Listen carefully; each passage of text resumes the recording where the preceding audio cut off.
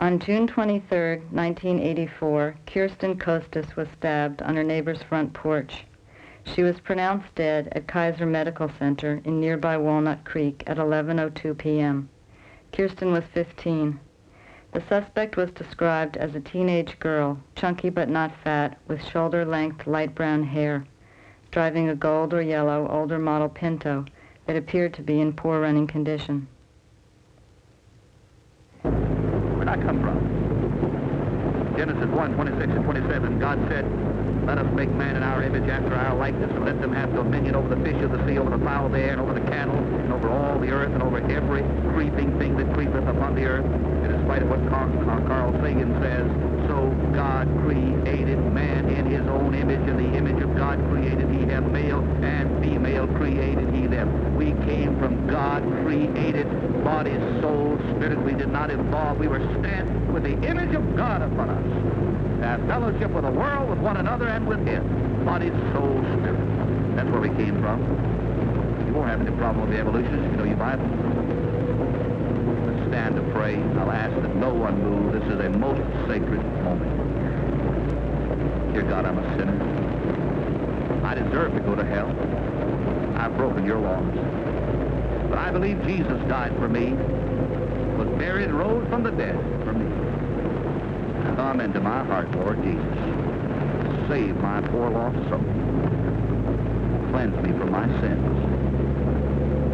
One day give me a home in heaven. Let us help you. Our Father in heaven, help men, women, boys, and girls to do now what they'll be glad they've done one day when standing in your presence. Save that soul nearest hell for Christ's sake. Amen. While we sing, our pastors are here at the front. If you need salvation, if you need rededication, if you need a new beginning with God, whatever your need right now, if you want to join Thomas Road Church, if you raise your hand and pray for me, and you want one of us to go to a prayer room and privately pray with you, if your family needs help, if you have trouble today, you came here and God spoke to your heart. Now let us finish the job. Let us help you. Come on. Meet us at the front right now. From the balconies everywhere while we sing.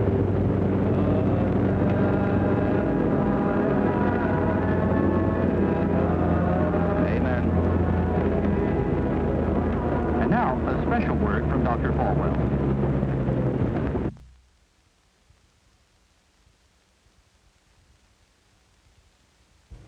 Last summer, my daughter, who was 12 at the time, and I took a train from Milwaukee to New York.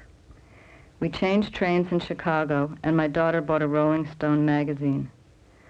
Somewhere in the middle of Indiana, she ripped 6 or 7 pages out of the magazine and handed them to me and said she didn't want to read this kind of article. It only scared her.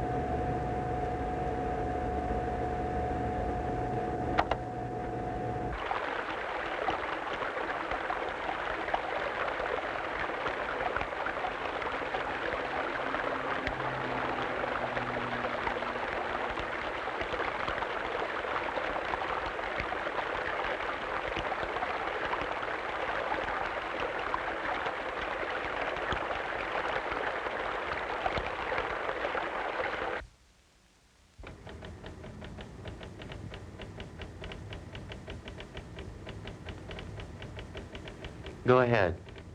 Anytime you want to say something, just say it. What are you going to tell the press? You're a juvenile, okay? You're under 18, and the press does not get your name. Okay. Don't you have to just tell them something? Or anything? Yes, we'll tell them that someone... Okay. Well, what are you going to tell the family? What are they going to tell the parents? That someone has been identified. And that's all? Yes. Okay. What I mean is, do I go to juvenile hall, or do I get to go back to school? You go to juvenile hall, and then you're referred to the probation department. Well, Could they decide that I stay there or go to a new school or... They'll decide whether you stay in custody or whether you're released or what. Okay. Do you have any idea what date they'll decide? And that's all that goes on my record? The courts will decide, right? Plus, it's a juvenile record.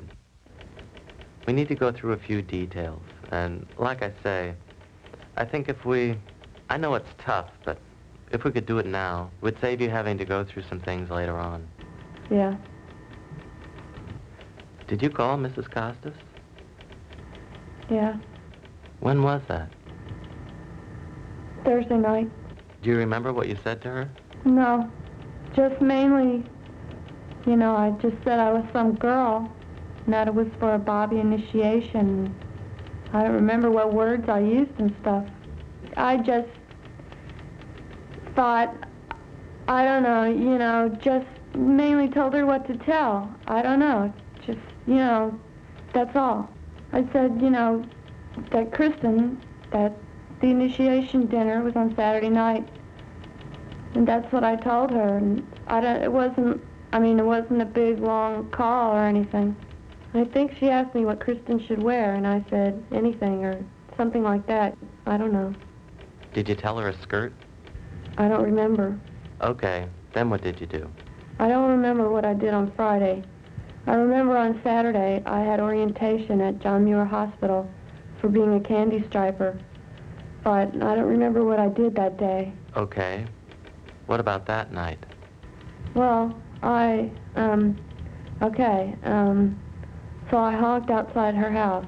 I didn't know which house was hers, but I think I honked at the wrong one. And she came running out, and she said, "Oh, it's you," or whatever. And then we went to the church because she wanted to smoke or whatever, and I didn't want to. Then what did you do?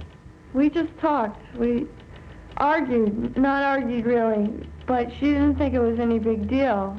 And I just didn't want to. She made me feel real dumb about it. Like this one time I was around her and she really seemed to be putting me down. And I don't know, I felt really, just everything that had happened to me before, like all the bad feelings and all the bad things had come out. And she thought I was being weird because, and she said she wanted to go home. And she just ran down the street and I said, "I'll take you home." And she said no. And then I went and followed them. Then we got there, and Let's go back, okay? Let's not talk about that right now, okay? Let's back up. When you picked her up, you said you beeped the horn. Yeah, she said, "Oh, it's you," because she didn't know who it was going to be. And she said, "Well, I thought this was like a Bobby's initiation." I told her about Matt's party, and a lot of people don't tell their parents and stuff. So the Bobby initiation thing was just sort of so she could, go to the party. She knew that there wasn't an initiation anyway because, she heard from other people that there wasn't. Okay. She suggested that you go to the church to smoke some grass. Yeah. Okay.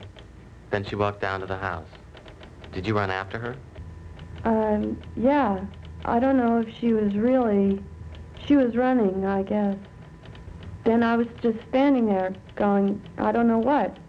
I didn't know what was going on. Then I ran after her because she said she was going to go home. And I thought, oh, well, I'll take her home. And she ran down there and asked those people to take her home. And I said, well, I can take you home. And she said no. So I went back and got in the car. And I think then I drove the car down from the church parking lot. And they were just pulling out of the driveway. And then I think it just, like the engine died or something, I don't know. Did you have trouble starting it? Well, that car you always do, so I don't remember. I just remember everything was, and I was driving really fast, so I don't remember if I squealed the tires. I think I did, and then I thought, that man is going to think I'm just crazy. I didn't know what I was doing. Like I really didn't know. When I was starting the car, I didn't know where everything was and stuff. Okay, so you followed them over there. Were you real angry at that time? Or were you trying to scare her a little bit? I guess I was angry. I don't really know. I just got out of the car, and she was talking to that man or something, I guess saying thank you. And I think he was starting to drive away, and she was telling me to go away. And I just, and I just got angry, and I did it. I ran up to her, and I stopped. She said something to me, and then I did it. And it happened so quick, I don't really know. It was like I was screaming, and she was like way up ahead of me, and she was running away, and I was running away, I wasn't pursuing her. I was getting home, and she was getting away from, and I don't know what I was thinking. I just ran, I was running, and I got to the car. I just threw the knife in, like in the back, and I got in, and... Okay. What kind of knife was it? Like a kitchen knife. I don't really know. I mean, I couldn't pick it out now if it were in the drawer, because I didn't want to think about it or anything. Try to remember what color the handle was, or the shape of the handle, or something like that. It was wood. It wasn't really wide. It was wider than a dinner table knife. I don't think there was anything special about it. I just grabbed it. I didn't think. You didn't put it in the car before you picked her up? No. I noticed it when I was getting in there. But I wouldn't know if a knife was under there. I was thinking of my sister Gina. She always leaves stuff lying around. But I don't know if it was Gina. I mean, I don't think she drives around with knives in her car. But that would be one reason why it would be there. I didn't go into the kitchen and get it before I picked her up, though. Okay. And then what did you do when you got home? When I got home? I don't know. All these awful things were going through my mind, and I thought the police were going to be there, I was just waiting. I kept looking out the window, and then I took a walk with my mom and dog. Where did you put the knife when you got home? Okay, I can't say I didn't know what happened. I knew what happened. I just left it in my room. I came in and I got something. I don't know what I did with it really. But then I put it in the kitchen the next day when no one was there. Have you ever written anything down about this? Yeah. When? Last Friday, when I talked to you, there were a lot of things I thought about, and I wrote them down in plain sentences. And there's a note I wrote to my parents this morning saying I did it, because I couldn't say it to them. I couldn't look at them when I kept trying to tell them, but I couldn't. So Friday you somewhat suspected we were thinking you did it. No, I knew you knew, but, I just thought you couldn't prove it because it's been so long. I just thought, well, even if you can't, I have to do something, because I just wish that it never happened. I wish that I could do what I have been doing and just go on, because I've been fine in school, and I just blocked it out of my mind. At school and everything was fine, and everything was going well, except for it was always there, I couldn't get rid of it, and that song on the radio, every time I hear it, I have to turn it off because I think of her, or people talk about it and stuff.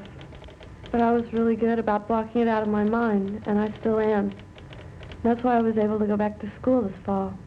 That's why I can live through every day, because I just forgot it, because it doesn't seem real. It still doesn't. I'm still having a little problem with the church there. What did she do that got you that angry? Well, I guess I really should tell you the background. I have a lot of inferiority feelings and really bad feelings about myself. And I lost for cheerleader. And I didn't get in the club that I wanted to. And I didn't get on yearbook. I don't know, people sent out messages and stuff that I just felt had it. And just all that stuff. And she just seemed to sort of represent it. And she brought it all back. And like when I was talking with her, and she never liked me, but I thought she was okay. And I just thought, it would be okay if we were friends. I mean, we were going to be in the bobbies together and stuff. It was that things, that I couldn't change. And I hate that stuff, like losing at things, or money, or looks, or popularity. Things that are stupid. I mean, I always felt like I never have friends over because I don't know, I'm just like embarrassed about everything, and I don't know. Did she ridicule you? Or did she do something to you there? She just sort of put me down. I mean, she didn't say you're ugly or something. She just said stuff that made me feel bad. And so I remember one time we were on the ski trip together, and we don't have a lot of money and stuff, and we can't afford a lot of nice ski stuff. And I just had this really crummy pair of skis and some boots, but, I was having fun anyway. And she made some comment about them, and it just seemed like everyone else was thinking that, but she was the only one who had ever come out and say that. And I thought she was just going to tell everyone at school that I was really weird and everything, and I was really scared, and I just didn't want her to be talking about me at school. And the way I called her up and stuff, it seemed really weird, and I was embarrassed, and I didn't want her to tell everyone. But it wasn't her fault. I mean, if you're saying she provoked me or something. I wasn't thinking of threatening her. I just did it. Do you have any boyfriends? I'm trying to ask you something. You know what I mean? Well, I like boys. If you're saying am I attracted to girls or whatever, no. I sort of get a lot of crushes, and I've gone out with a lot of guys. I used to be a typical teenager when it comes to that, I'm not the most popular one, so I don't have guys around me all the time, but I don't know. I've gone to all the dances and stuff, and I'm sure I would get asked to the junior prom if I ever end up going back to Miramont and all that, And I think, I don't know, I like guys, and I think they like me too. I don't know. What did you write? Do you remember? I wrote something like that Kristen's parents deserve to know what happened or something. And I think I wrote down that I would rather turn myself in than have everyone know what I did. I also wrote down I think I could kill myself if I wanted to. And I know I could, because, I probably never could have before, but look what I did, like to Kristen. I never would have thought I could do that, and I did it. And so I probably could kill myself if I wanted to. And so I saw that as an option. But I thought if I killed myself, I thought, well, I've already caused a lot of pain because I knew my parents would know. And so that would be pain because, well, I sort of made them feel like they were bad parents. Do you still see that as an option? I would rather die than ever. Like one time in the office, Cindy said that that when they catch the person, I think that what should be done to them is that they should have everyone at school know that they did it. And they should have to go to school for a week. And you can imagine what that would be like. And that's what it would be like for me if everyone knew. I know if people knew that just like 500 people would want to shoot me right now. Is there anything I can get you right now, or is there anything you... No, but I kind of have to go to the bathroom. I think I'm going to be sick.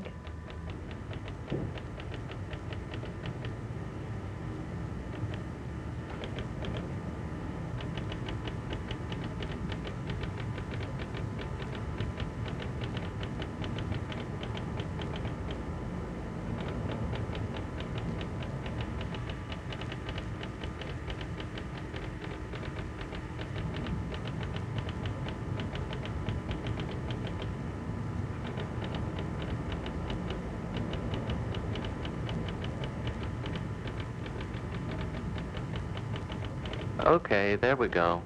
You feeling a little better? Yeah.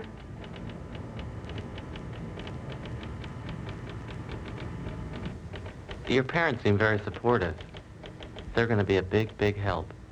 Yeah. I have a couple more questions that I wanted to ask you about. Do you remember what Kristen was wearing that night? Uh-huh. She was wearing kind of like fuchsia-colored shoes with polka dot holes in them. I remember because she said, "Do you like my new shoes?" when she showed them to me or something. I don't know. And she was wearing legging things like tights, but I don't know if they were tights. I mean, they weren't like tights. I don't know what they were. And a skirt and a white blouse. Okay. When you called Mrs. Costas to set up the meeting, she asked you what she should wear. Did you tell her to have her wear a skirt? I said something nice. I don't think I would have said, "No, make sure she wears a skirt," you know. How long had you been up at the church? I don't know. Not very long, but kind of. I don't know. Probably half an hour. I don't know. It seems like we talked too much for it to be. I mean, we didn't sit there and talk and talk and talk, but, you know, it was like a quick argument, you know. Why did you follow her? Because I wanted to explain, you know. Because she's going, "You're weird." And I wanted to explain, you know, that I wasn't. I wanted to, you know, be nice and, like, make sure she got home okay, you know, because she wasn't going to be driving with me or whatever. But still, you know, that's why. And also, I don't know. I was just thinking, I don't really know why. I mean, I do. What were you wearing that night? I was wearing, I don't remember if I was wearing brown shoes or I was wearing white shorts with sweats on top and a purple sweatshirt. Do you still have those clothes? Positive, I still have the purple sweatshirt. What about the shorts? I threw them away. Did you have any blood on them? Is that why you threw them away? Did you have any blood on you at all? And I don't know why. It just didn't get on me anywhere, and if it did, it didn't show. I'm starting to get, like, kind of cold. You want my coat for a little bit? Okay. I'm not that cold, but...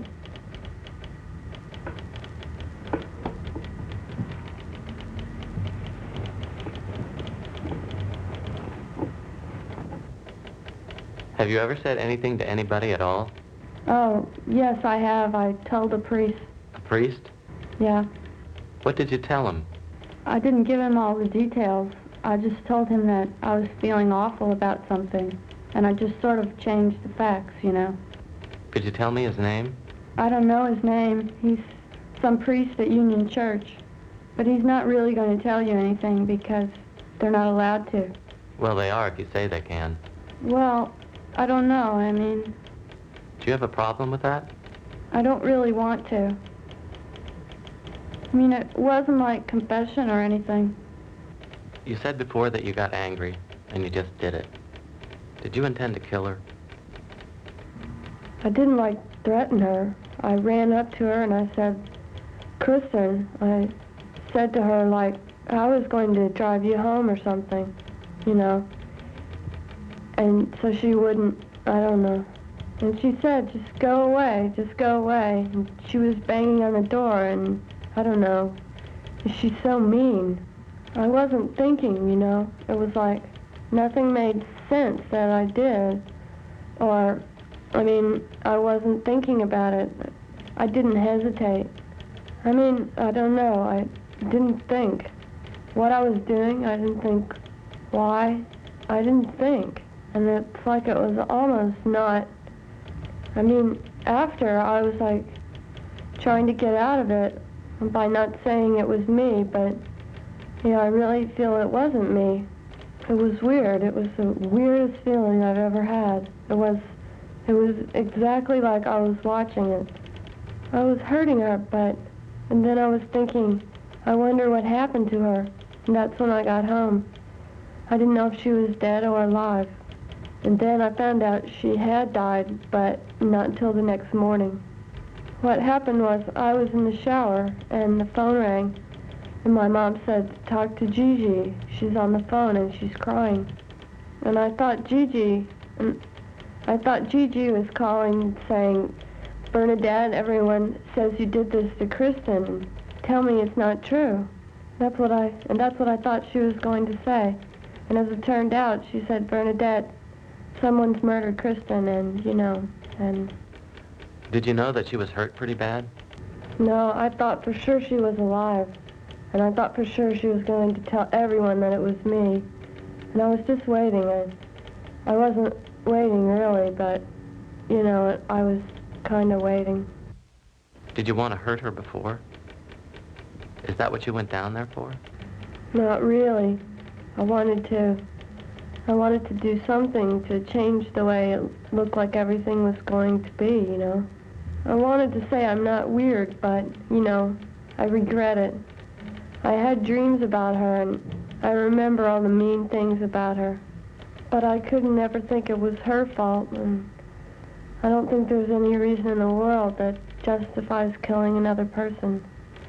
I just keep wishing I could push time backwards. I think that's all. I see your parents are out there. In fact, we can go out.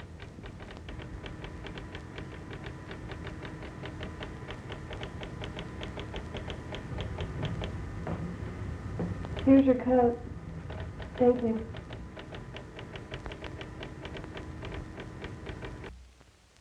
There were a lot of people after Kirsten was killed saying they would strangle the person who did it. Now that we know it was Bernadette, everyone feels different.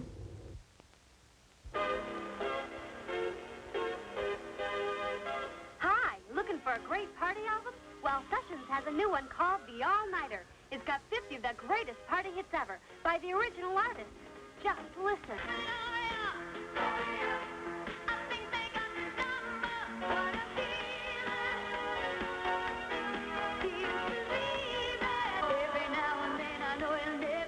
The All-Nighter even has your favorite ballads.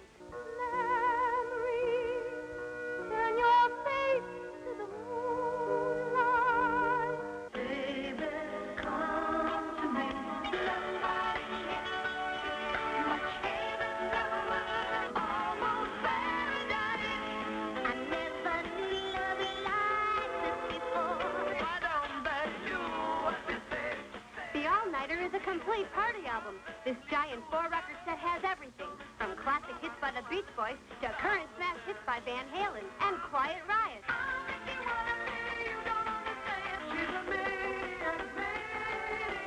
The All-Nighter is also available on 3 cassette tapes. You get this fantastic collection of 50 great party hits for just $19.95. Here's how to order. COD and credit card customers call toll-free 1-800-247-7110. That's 1-800-247-7110.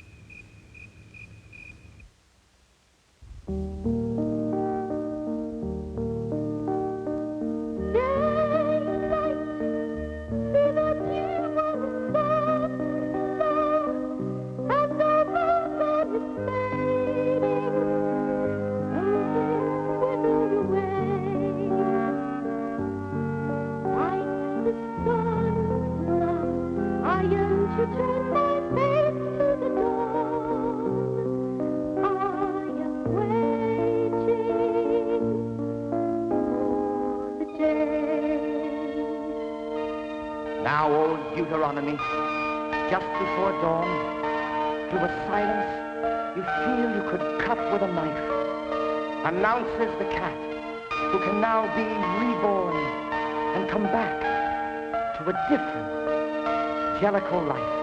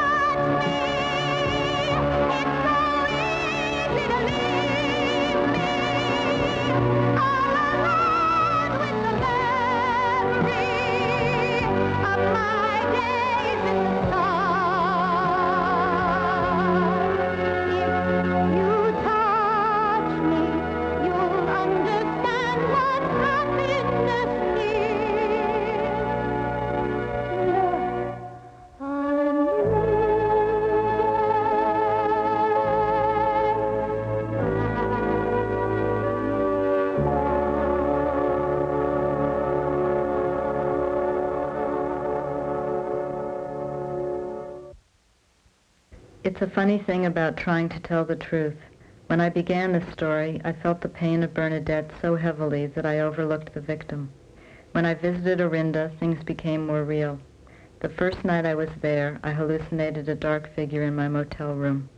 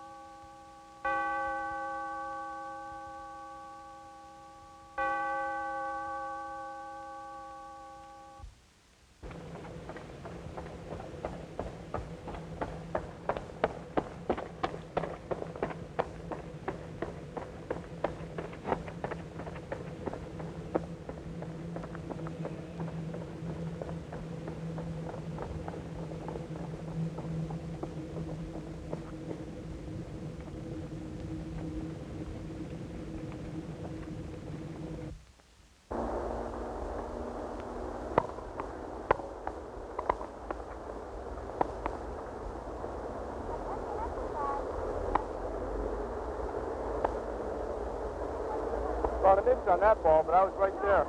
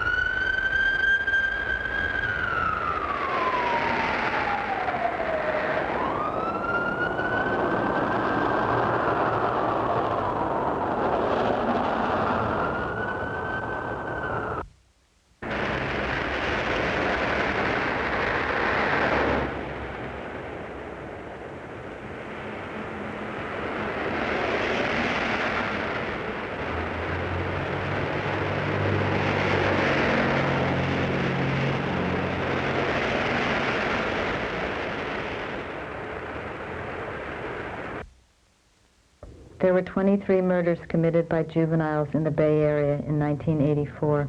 over 1,300 nationwide. The mean income for Orinda is $97,842. The song Memory was played at Kirsten Costas' funeral. Bernadette attended. Kirsten died of 5 stab wounds to her upper body. Before Bernadette's confession, her father suggested that they all pray. On March 13, 1985, Bernadette Prody was convicted of second-degree murder.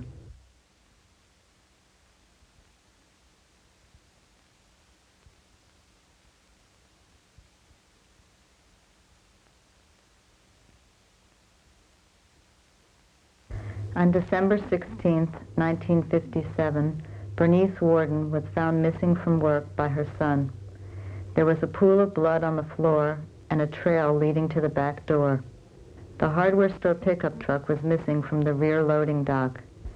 Later that night, a male suspect from the community was arrested. Mrs. Warden's body was found at the suspect's farm.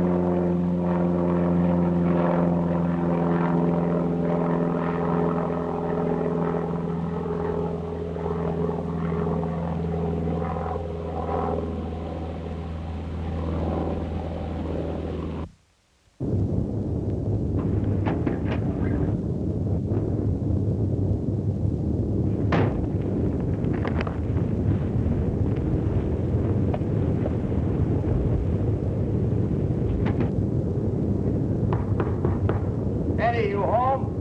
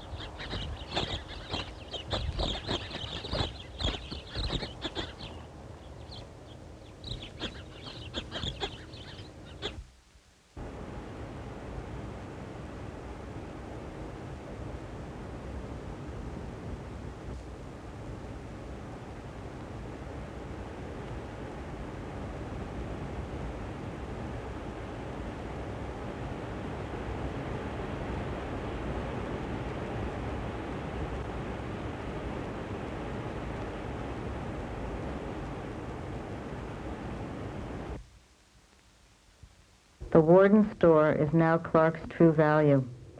It's been 28 years since the shooting. The store is totally different with a modern facade. When I visited Plainfield, I couldn't get a sense of the murder, but the feeling of a collective guilt still lingers.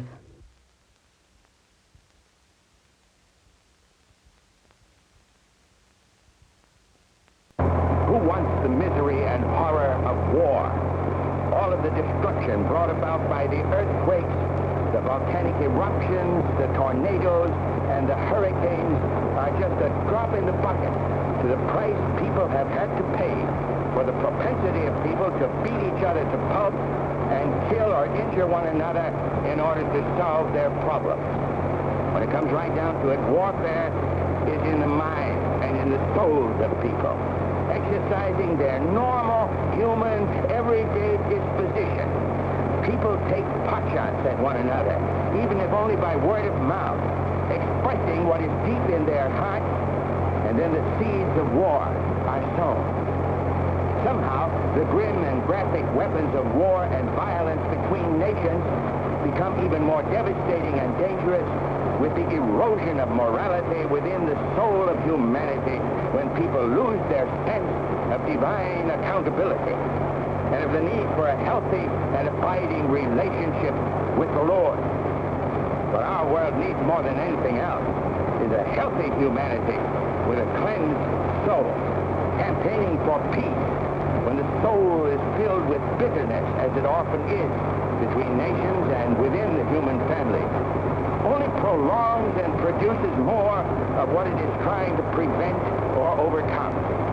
Selfishness, trickery, and duplicity originate in the human heart.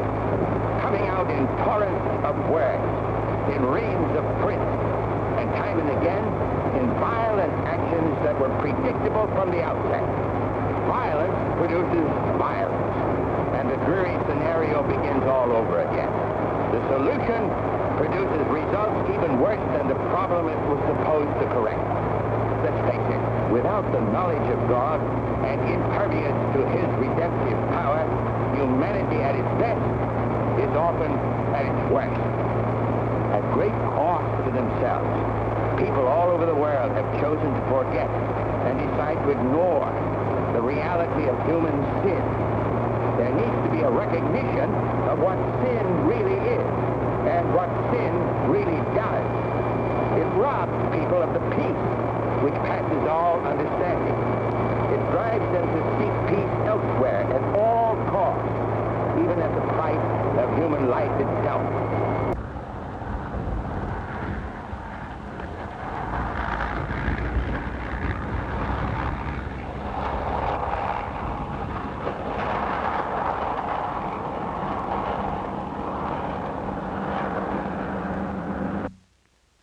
We knew him well, or thought we did. He's an accommodating fellow. He had a big smile. Why, just last summer, he drove my uncle to the hospital.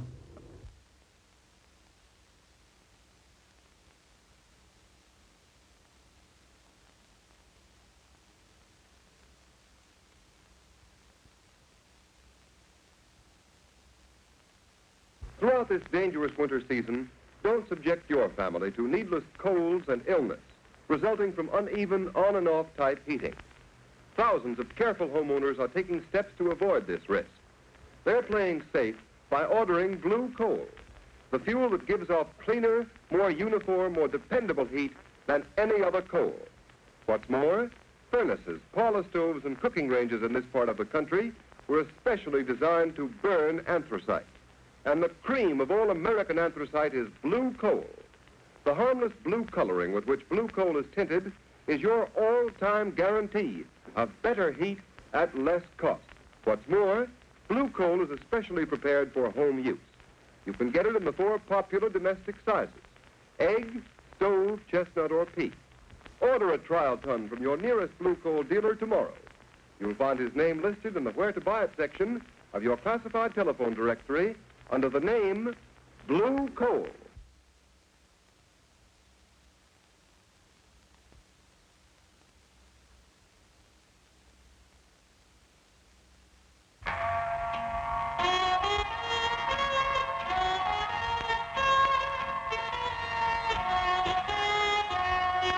I was dancing with my darling to the Tennessee waltz when an old friend I happened to see. I introduced her to my loved one, and while they were dancing, my friend stole my sweetheart from me.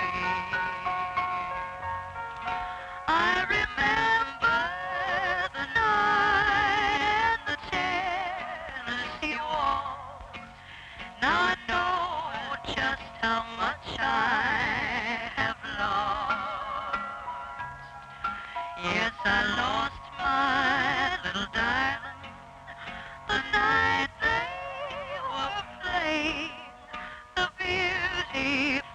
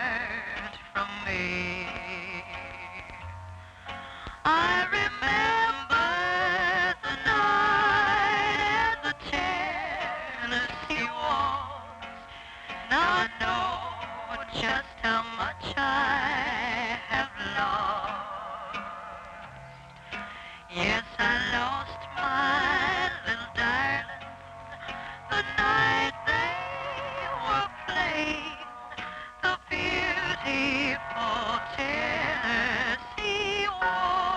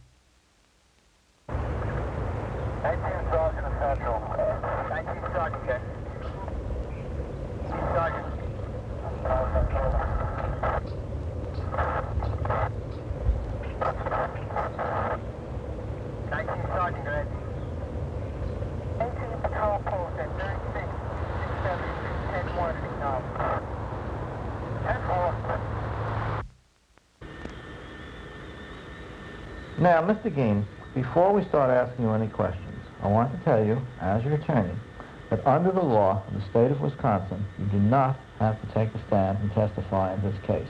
You understand? Yes. And if you don't take a stand and testify, the judge cannot come to any conclusions as to your guilt or innocence because you didn't testify in this case. You understand that? Yes. Knowing you have a right not to testify, what is your wish? Do you want to testify in this case in your behalf? Yes. Will you state your name for the record, please? Ed Gein. And where do you live? Well, at the present time in Watoma. Now, how old are you? 56. How far did you go in school? 8th grade. Now, Mr. Gein, on the 16th day of November, 1957, where did you live? In the town of Plainfield, on a farm. And on this farm where you live, will you tell the court whether or not you had any rifles, or revolvers, or pistols? Yes.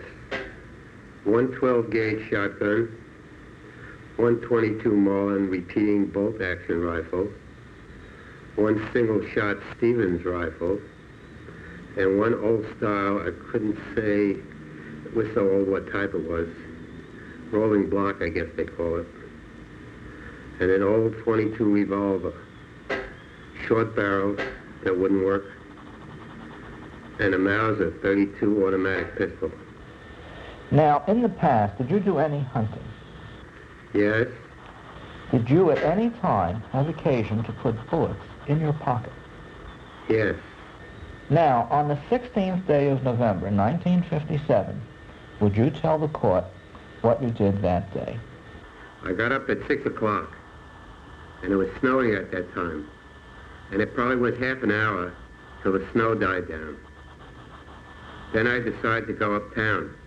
Now, before you left the farm, did you take with you any of these rifles or weapons that you had on the farm? No. Do you know whether or not you had any bullets in your pockets? No. Now, after you left the farm, where did you go? I was going to get kerosene. I had a kerosene stove. I took the kerosene can and put it in my car. And I wanted to get antifreeze, permanent antifreeze, a gallon of that. So I took a glass container and put it in the car. And then I drove to Plainfield and stopped to a standard station to get the kerosene. After that, I drove to Mrs. Warden's place and parked in front. Did you see any people in the area of the hardware store, the Warden hardware store, when you got out of the car? Well, right across from Warden's was a filling station run by Spees, a fellow by the name of Spees. I'm sure he was out there talking with someone else. They always used to weigh deer there. They had a deer scale there, and the 16th was the first day of deer season. Now, why didn't you buy the antifreeze at the gas station where you bought the kerosene? Well, there was an advertisement in the paper a week before that there was a special on permanent antifreeze at Warden's. That same week, I bought 2 gallons earlier. Now, will you tell the court what happened after you got out of your car? What happened then? I took my kerosene can, and I believe the glass jug at the same time, and carried them in. No, I left the can. I had the kerosene already.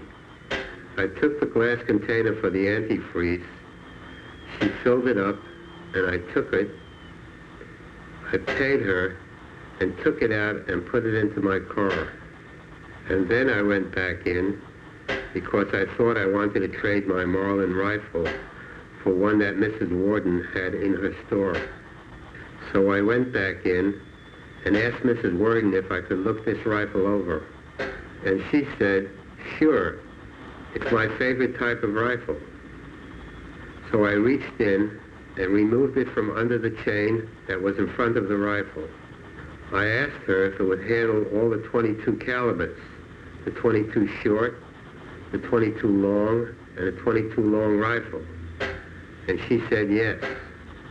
And I remembered that I had been hunting squirrels the day before, red squirrels. And I felt in my pocket, and there were 1 or 2 shells. Did you put those shells in your pocket that morning before you left your home, or were they in your pocket? They were in my pocket from the day before. All right. Excuse me, Mr. Gein. I'm going to give you Exhibit 17 and ask if you'll show what you did that particular morning, to the best of your memory. If I remember how this works. Well, try and show us. So I took the 22 short and put it in the magazine. This here is the magazine, and there should be a slot here somewhere where the shot goes in. I operated, there she goes. I operated this action that holds the shell in the chamber, but I didn't have this lock, the magazine lock. Then this slide won't operate. I can tell when the shell enters the chamber of the rifle. There's a clicking sound, and there was no sound. But before to operate the slide, you have to pull the trigger to release the hammer. That releases the action. But after I operated the slide, the shell went into the chamber. And then what did you do? I couldn't pull the trigger because the gun would go off. I turned the gun in many directions looking for a release. I might have pulled the trigger, or it may have gone off by itself. I couldn't say. There was a sound, like a low-powered air rifle, just a low sound. And Mrs. Warden was just standing there like she didn't hear. So I glanced down at the rifle again. When I looked down, I heard a sound like something striking metal, a metal can or something. I looked up and she was gone. I couldn't see her. And then I saw her laying there. And then I saw blood there. So it came to my mind, either the bullet had struck her when the rifle was fired, or she fell that way. I didn't know. And what, if anything, did you do then? I believe I laid down the rifle to see if she was hurt or what was wrong. Will you tell the court whether or not at any time you aimed the rifle at the person of Mrs. Warden? No, I did not. And what did you do after you observed this blood on the floor? Well, I better explain this. From little on, whenever I saw blood, I'd either faint or just about faint. So that is why I can't answer at this time. What, if anything, did you do with the gun at this point? I believe I put the gun back, because as I remember, I had to. Now, do you remember what, if anything, you did with the body of Bernice Warden? What is the next thing you did when you saw her body on the floor, if you remember? I'm afraid I do not remember. Did you ever argue with Bernice Warden? No. Did you ever fight with Bernice Warden? No. Did you ever have any bad words with Bernice Warden? No. Did you ever see her away from the hardware store? I seen her on the street, that's all. Did you ever have occasion to go to her home? No. It's your testimony you never went out with her socially. Yes. That's all. I have no more questions. Mr. Gein, before November 16, 1957, am I correct you had an extensive familiarity with the workings of rifles, but you not? with the bolt action and single shot. When did you first learn to shoot a rifle? Single shot, about 8 years old. Were you taught the safety precautions in the use of weapons? Yes. Was it your normal procedure to finger the trigger of a weapon when you were checking what kind of shell it took? Not always. Did you ever do that before? I saved the life of one neighbor boy. He crawled through the grass and he thought he had something in the barrel of his rifle.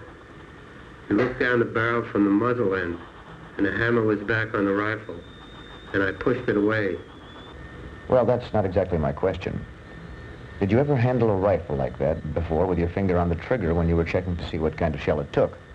No. You would never do that again, would you? No. Why did you do it that day? I suppose because I had to pull the trigger for the first time to release the mechanism. Now, the week before this occurrence, do you recall what you did on Monday or Tuesday?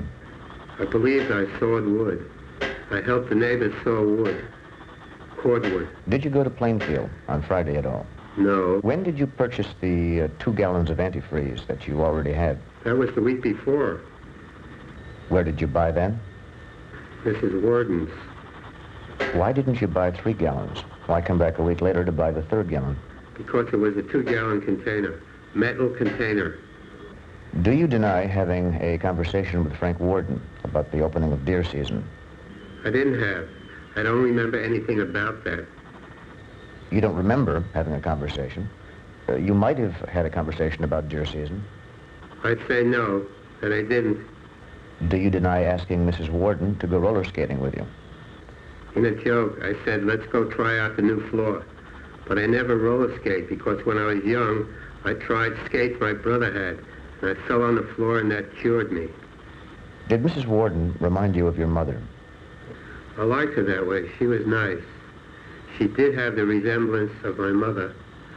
She had the same height and everything, and had resemblance in the cheekbones.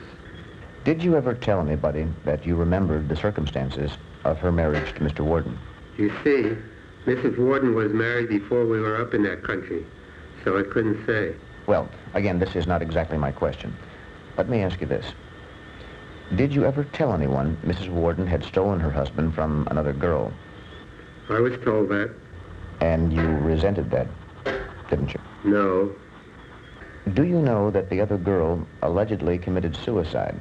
I was told that. And you remember that day, don't you? Right. And you knew that in 1957? Oh, I never thought of that at that time.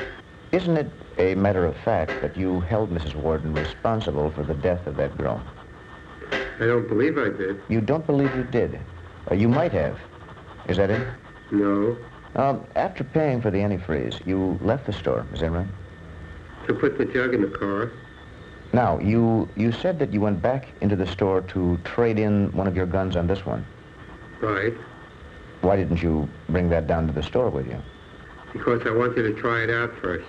Check it. Check it for what? To ask whether it could use the 3 calibers, the short, the long, or the long rifle. Because I wanted a rifle that could handle all 3. When you went back into the store, did you tell Mrs. Warden that you were thinking of trading your gun in on that one? Yes. And what did she say to you? How do you mean that? I mean, what did she say to you when you told her you wanted to trade in your rifle on that one? Did she say something to you about being her favorite rifle? Did you testify to that on direct? Yes. Did you forget that for a minute? You see, you confused me a little bit there. Did she say that, or didn't she? She said that before, yes. When I asked if it would handle all 3 cartridges. The short, the long, and the long rifle. What did she say? She says, yes, it will. It's my favorite weapon or rifle. And you didn't believe her, is that it? Well, I doubt if anybody would believe everything just by saying so. Especially when I was told that the rifle I bought before would handle all 3, and it didn't. What kind of a coat were you wearing that day, Mr. Gein? Do you remember? Winter jacket. Where were the shells? In my overall pocket. And you had put them there the day before? Yes. And you had been hunting squirrels the day before? Red squirrels. Did you shoot any squirrels the day before? I believe I did, one. Did you tell Mrs. Warden you were going to put a shell into the gun? No. The weapon you were going to trade in on this one, which of the caliber shells didn't it fire? 22 long rifle with jam. And you were interested in buying a gun that would shoot that caliber. The shell you put in here was a 22 short, wasn't it? Right. How would that prove it would shoot a 22 long? You see, there's a difference in rifles. Some will take a 22 short, but no long. And some are chambered just for the 22 long rifle. And you wanted one which shot the 22 long? All. The short, the long, and the long rifle. Now, you've gotten the bolt into the gun, and you're having difficulty with the trigger, right? Right. Now, demonstrate to me how you held the weapon as you were trying to work the trigger. I don't want you to turn, Mr. Gein. Show me, not the judge. That's what I was just going to show you. You see, after 7 years, it's pretty hard to know exactly how I stood almost 7 years ago. Everybody should admit that. But you do remember that you turned. Yes. I may have been standing this way after I loaded it, but I was facing you because we were talking, and naturally turned because I hate to point this at people. All right. As you were bringing the gun down, you say the gun accidentally discharged, right? I'd say that, yes. And you saw Mrs. Warden standing up? Right. And then you looked down again, and you looked up, and you couldn't see her? Right. Then what did you do? Went around the aisle and looked at her. Was she face down on the floor, or was she face up? Well, you'd call it face up. All right. And you testified that you saw blood? Yes. Did you see a lot of blood? Just blood. I couldn't say how much. When you went over and looked at Mrs. Warden's body, did you know she was dead? No. Did you think to get a doctor? I'd say no to that. Did you think that there was any connection between the fact that you had been handling that weapon and its discharge and the fact that she was laying there on the floor with some blood? Yes. Did you move Mrs. Warden's body? That's where I can't remember too well. Did you take her out to the back of the store where the truck was? That I don't remember.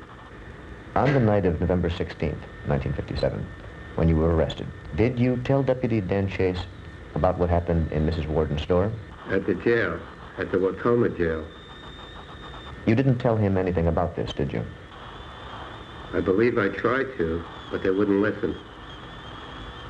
You say you told them that you put in the 22 short and all those things. Yes. You testified that ever since you were a little boy, the sight of blood caused you to black out? Yes. Is that animal blood as well as human blood? Well, it would be the same. When you were hunting for squirrels or deer or animals, did you black out when you would see blood? I didn't hunt deer. Well, the squirrel that you shot, the one squirrel you shot the day before, when you shot it, did it bleed? Left it lay where it fell. Did it bleed? I didn't go see. Because you were afraid you'd black out if you went to see it? Couldn't answer that. Did you ever dress an animal and prepare it after killing it? My mother done that. Were you ever present when that was done? Seldom. On occasion, were you, though? Right. Did you experience this blackout when you would see any blood when your mother was doing this? When we'd butcher, I always walked out in the field or something like that, away from it. Your mother died in 1945, is that correct? I believe so. From 1945 to 1957, did you ever have occasion to butcher any animals, small or large? No. Do you deny that you mutilated Mrs. Warden's body? I don't remember. Look at these pictures, Mr. Gein. Do you remember that?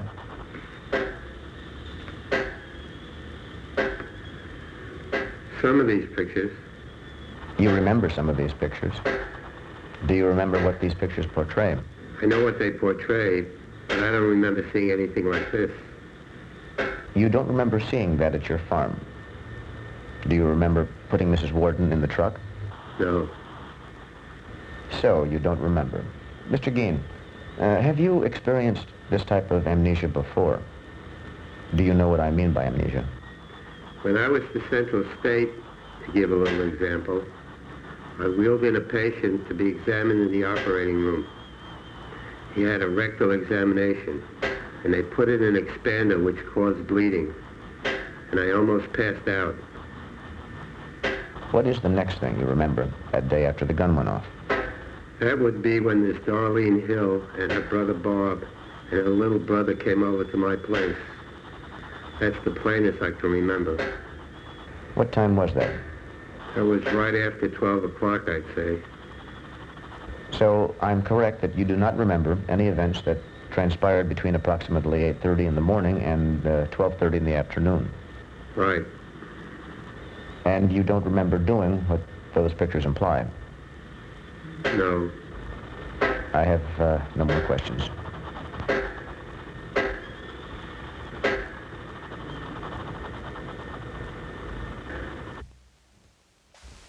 I was 14 years old when Bernice Worden was killed. I was walking home from Steuben Junior High School when I saw the headline on the Milwaukee Sentinel, Cannibalism in Wisconsin. Mrs. Worden's heart was found in a saucepan on the stove, but cannibalism was never substantiated.